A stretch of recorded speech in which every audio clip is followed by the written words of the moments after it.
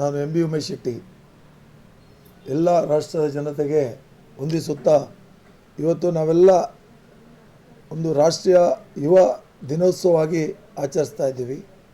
ಇವತ್ತು ನಮ್ಮ ಸ್ವಾಮಿ ವಿವೇಕಾನಂದವರ ಜನ್ಮ ದಿನೋತ್ಸವವನ್ನು ಆಚರಿಸ್ತಾ ಇದ್ದೀವಿ. ಸ್ವಾಮಿ ವಿವೇಕಾನಂದರವರು ನಮ್ಮ ಯುವ ಜನತೆಗೆ ಹಾಕಿಕೊಟ್ಟಂಥ ಬುನಾದಿ ಹಾಗೂ ಅವರ ಮಾರ್ಗದರ್ಶನ, ಅವರ ಏನು ವೇದ ವಾಕ್ಯಗಳಿದ್ದಾವೆ ಅದನ್ನು ನಮ್ಮ ಯುವ ಜನತೆ ಇವತ್ತು ಅದನ್ನು ಅನುಸರಿಸ್ಕೊಂಡು ಹೋಗಬೇಕು.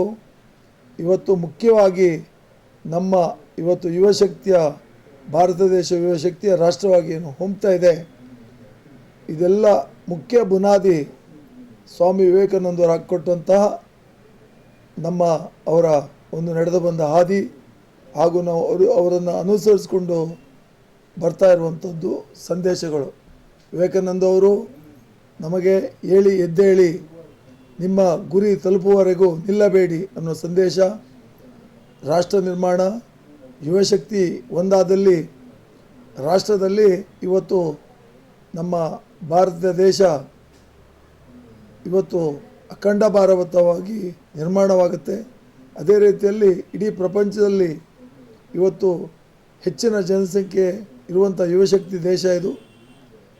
ಈ ದೇಶ ಮುಂದೊಂದು ದಿವಸ ಅವರ ಕನಸನ್ನು ಕಂಡಿದ್ದು ಪ್ರಪಂಚದಲ್ಲಿ ಉತ್ತಮ ಸ್ಥಾನದಲ್ಲಿ ಎತ್ತರದಲ್ಲಿ ನಿಲ್ಲಬೇಕನ್ನುವುದು ವಿವೇಕಾನಂದರ ಕನಸಾಗಿತ್ತು. ಅವರ ಎಲ್ಲ ಸಂದೇಶಗಳನ್ನು ನಮ್ಮ ಯುವಶಕ್ತಿ ಪಾಲಿಸುವ ನಾವೆಲ್ಲ ಇವತ್ತು ಖುಷಿಯಿಂದ ವಿವೇಕಾನಂದವರನ್ನು ಸ್ಮರಿಸುತ್ತಾ ಯುವ ದಿನೋತ್ಸವವನ್ನು ಆಚರಿಸ್ತಾ ಇದ್ದೀವಿ. ಎಲ್ರಿಗೂ ಯುವ ದಿನೋತ್ಸವಕ್ಕೆ ಶುಭಾಶಯಗಳನ್ನು ಹೇಳ್ತಾ, ನಮ್ಮ ಅಭಯ ಸೇವಾ ಫೌಂಡೇಶನ್ ಇವತ್ತು ನಾವು ಸಾವಿರಾರು ಯುವಕರಿದ್ದೀವಿ.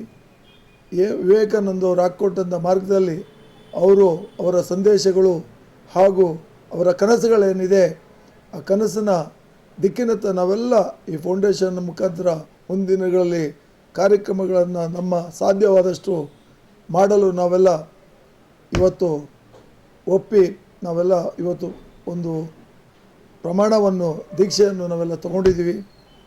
ಎಲ್ರಿಗೂ ಇನ್ನೊಮ್ಮೆ ಯುವ ದಿನೋತ್ಸವದ ಶುಭಾಶಯಗಳನ್ನು ಹೇಳ್ತಾ, ಸ್ವಾಮಿ ವಿವೇಕಾನಂದ ನೆನೆಸ್ಕೊಳ್ತಾ ಎಲ್ರಿಗೂ ಶುಭಾಶಯಗಳು. ನಮಸ್ಕಾರ. ಜೈ ಹಿಂದ್, ಜೈ ಕರ್ನಾಟಕ.